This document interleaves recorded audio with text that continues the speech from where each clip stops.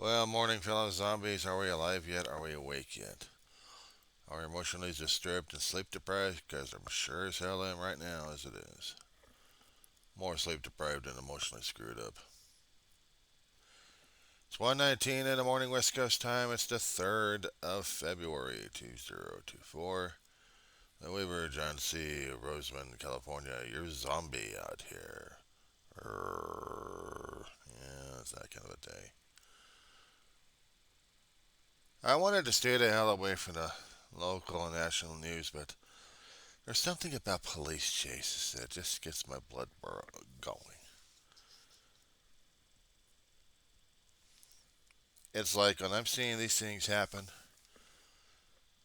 I can hear my brother in the background going, "Get him, get him, get him, get him, get him." I don't know when the hell you got me hooked up on police chases. Maybe when they got better and better on the satellite feeds or the choppers flying like crazy overhead.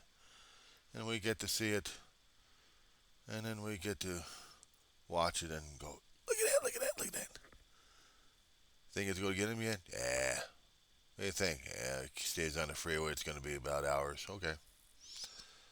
So we take a restroom break. Yeah, go ahead. Need a soda? Yeah, I'll get a soda. So we make it into like the Super Bowl or a regular Sunday football game. I mean, between the time we get up about 4 or 5 o'clock in the morning, when you got when the choppers trying to get up in the air, all the way up until about midnight nearly. That's open season where we can actually watch good chase going on. I mean, 10, 15 minutes into it, and maybe they'll end it and like, well, that was meaningless. Yeah, did you see what happened? Yeah, I know. Didn't believe that. And how many people he almost clipped? Oh, what about that one and what about that one? Yeah, I know. And we talk about it. We talk about the chases. Hey, there's another chase on the station. Well, let's see. Before we had streaming services, before we actually had internet, we were watching it on the news. If we were lucky enough, we got our chase. Maybe a tail end or maybe the beginning of it. And if it's the beginning of it, man, we watch it like crazy. And hopefully, if it's on a Saturday, that we can actually enjoy it on. But if it's not on a Saturday, well, then we locked out. We looked at the newspapers or actually the news clips. They'll show some of it, but not much of it in their news articles. But we got the internet going on. We had YouTube out. And what's my brother doing on when he could? He'd search out chases. Didn't matter where the hell he were. Mostly in California, maybe somewhere out of state. But he had a thrill.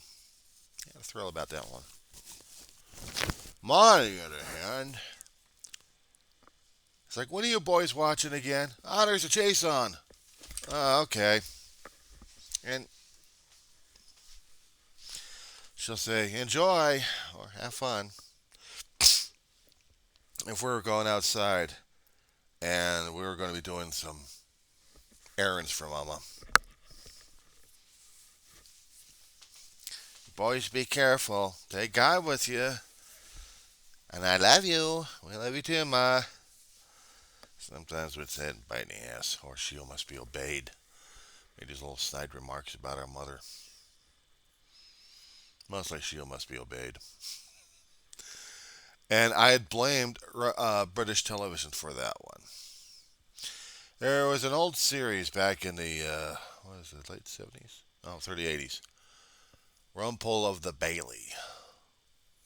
Leo McKern was this actor that you could actually watch in certain other British shows and enjoy this guy. I'd seen Leo McKern on the series, short lived, called The Prisoner. He played this Evil character name of number two. And who's number one? You are number six. We must have information, information, information.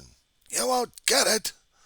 Patrick McGowan helped create this series and helped keep it going for about a season. Should have been lasting a little bit longer than that, but it didn't. But it was still something enjoyable because you still have fans out there watching the show.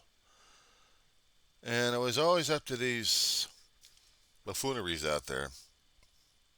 Now always the number twos and want to get information out of this so-called British spy or got it from an agent of what he knew and why he left the agency and why he banging at boss's desk. Okay, then you see the mechanism of the whole damn thing.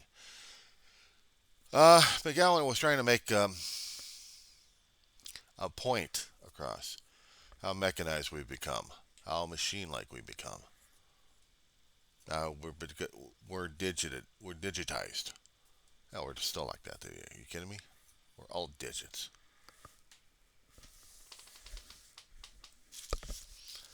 Got this in the mail.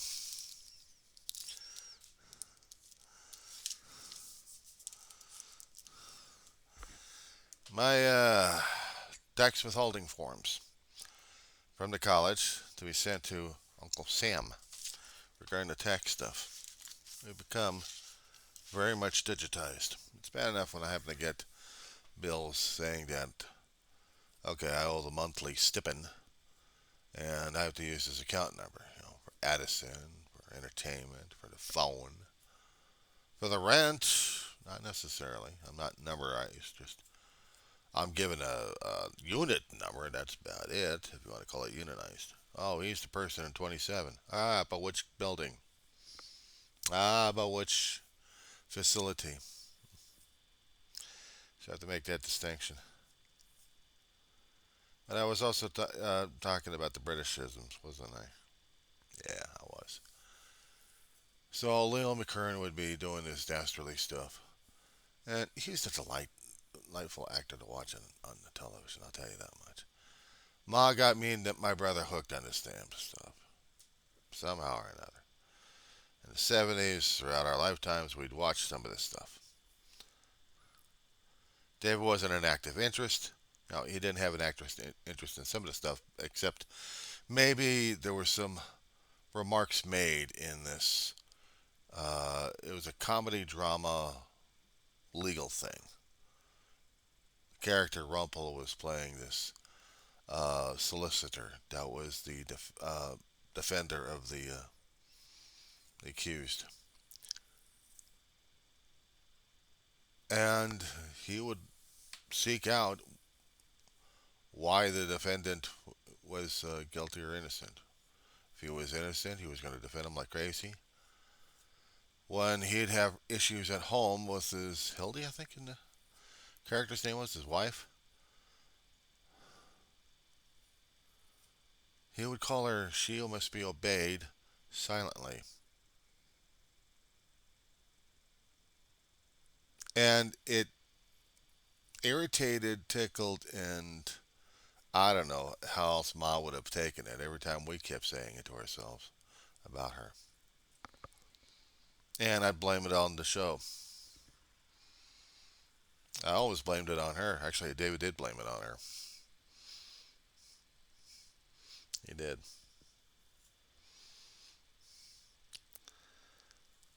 I'd gotten used to watching the British shows a long time ago. Once in a great while, I'll get into the habit of it. Not much call for it on American Coastline unless I start going through the subscriptions, trying to find those old shows. Of course, you had Hercule Poirot, and you have Sherlock Holmes out there, and dozens of other shows I'd seen. Maybe if I was lucky enough to watch them online. Uh, Midsummer Murder. a tune would stick in your head like crazy, I tell you.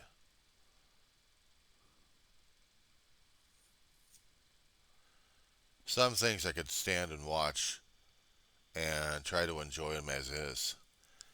And then when I'm reminded that my mother got me hooked on watching this damn thing, God. I couldn't even watch Cadfile without me recognizing that my mother got me hooked on the damn thing, but I just got hooked into this one British series about Derek Jacobi playing a medieval monk from a warrior turned into a priest and a herbalist, solving murders and upsetting the order. But he'd get his man, and the order just don't know how to deal with Cadfile because he was that good at what he was doing. But some of the people kept thinking he wasn't devout enough to God. Well, maybe he was. Ellis Peter had a hell of a way of writing English history into the British mystery novels. That I read a lot of those books, and I think in one way I'd be thanking Ma for that one because it made me get a little bit more closer to English history, like I tried to get into a long time ago. But they get into certain areas of British history. I just couldn't get into the royalties backstabbing each other. I look at today's politics and I'm seeing people backstabbing each other one way or another with the verbals. Oh, shall we open up that particular Pandora's box, shall we? All I need is the CBS murder mystery on that one. Give me 1 second. I gotta get that tune on there. This is copyrighted material from CBS, but I still love that tune. I'm gonna search for that one because I always like that one. CBS murder mystery. Or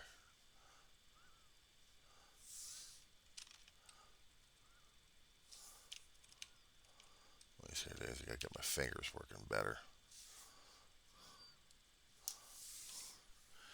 We'd hear this on the radio. I'm just gonna try to get a clip of one of these things on here. I gotta see if there's E.G. Marshall somewhere in there. E.G. Marshall was one of those actors. You could recognize him. 1 second, I gotta set this up for you. Okay, I think I got it set up here. This will freak you out. Back it up. Here we go. The CBS Radio Mystery Theater presents.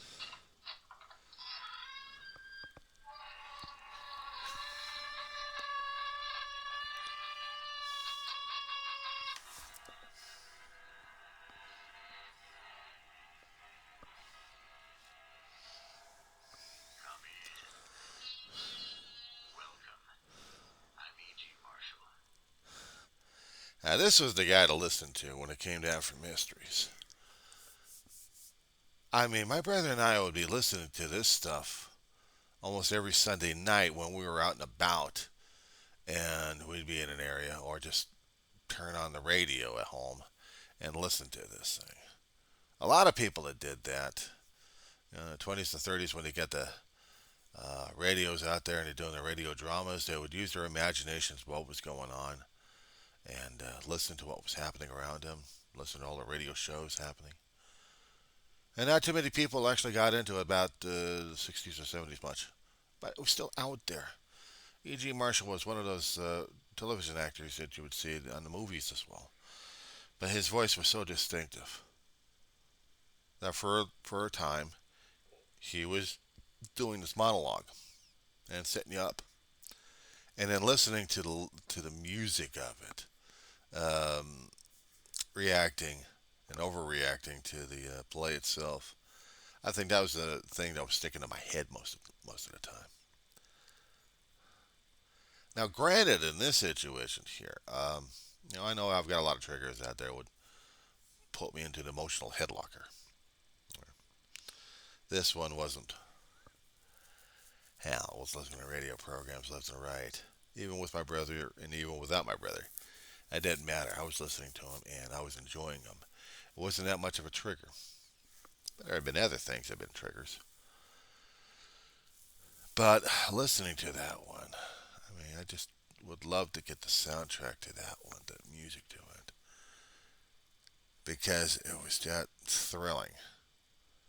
I mean, the British have their own, and they had it on BBC One later on, and they would show their stuff. We would get the Americanized version of it on broadcasted through the American markets through the PBS system.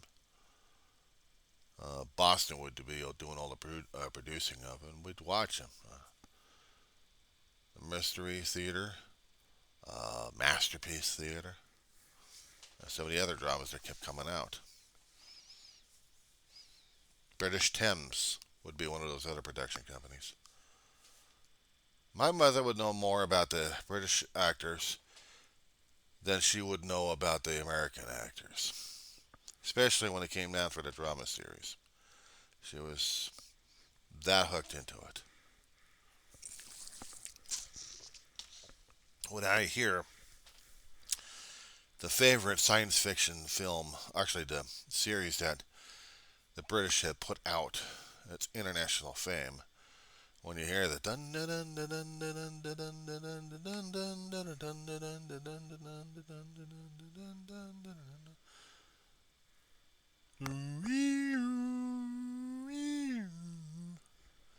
oh, every sci-fi fan would know that one anyway.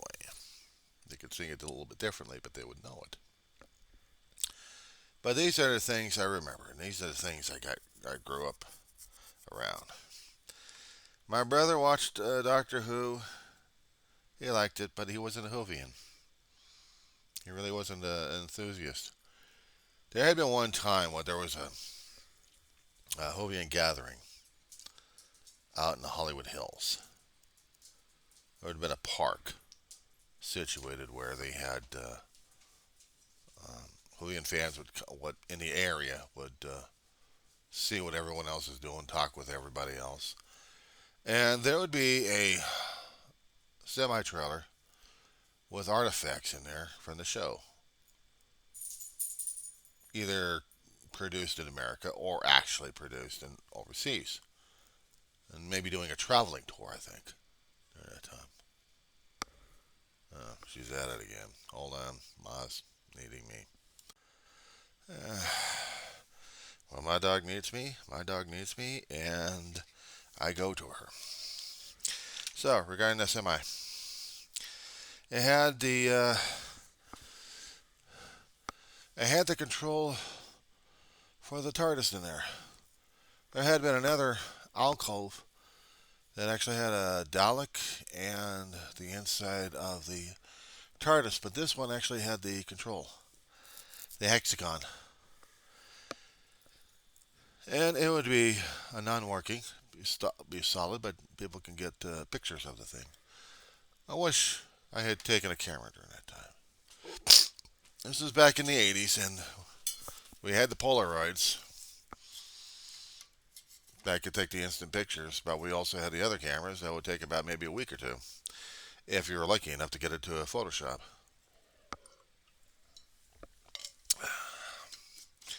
Old fashioned, wait for a week before the film gets processed, and then you get to recover it and then see if you screwed the damn thing up. At least with an instant Polaroid, you'd be able to see if you screwed up the shot or not. But yeah, it was something back then.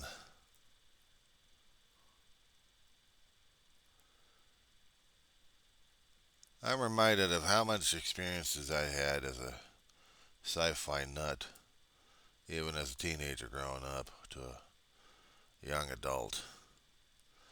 How much I felt like I was part of the hidden realm of the genre out there, the science fiction nut jobs.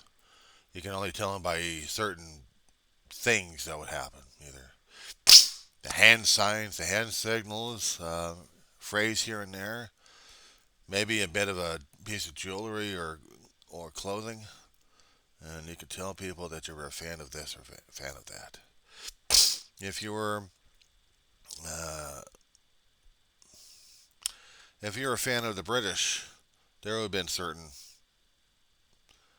characteristics that you would portray during those days, back in the 70s and 80s, almost 90s. Pieces of clothing that you would wear, but hardly people that would bring out their fandom unless they actually had shirts that actually had been silk screened with fandom stuff on it. If you're a Conan Doyle fan of Sherlock Holmes, there'll be witticisms and costumes to wear on that one.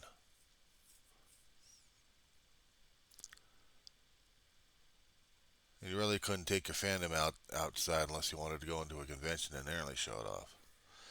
These days, these days, this shirt would be nothing. I've had this for several years. It used to be pure white. But this was the silk screen to show people, yes, I'm a Trekkie. Yes, I can do the Trek signs. And a long time ago, I could talk to you about being a Trekkie, and really, when it came down for the activities of Hollywood, I was not privy to that. I wasn't. I wasn't part of the in crowd. I wasn't part of the process, but there was other people who actually had different shows that they had, were part of the process, who talked to other people in the genre, who also talked to people in the studios, the backgrounds and everything else concerning about the material you're studying.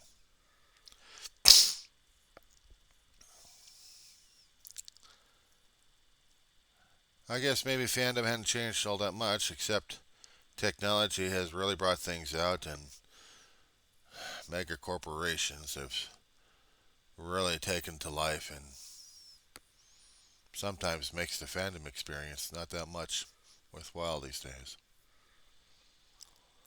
A long time ago, I did some video remarks concerning about this one. I think about 2 or 3 years ago when I was talking about fandom.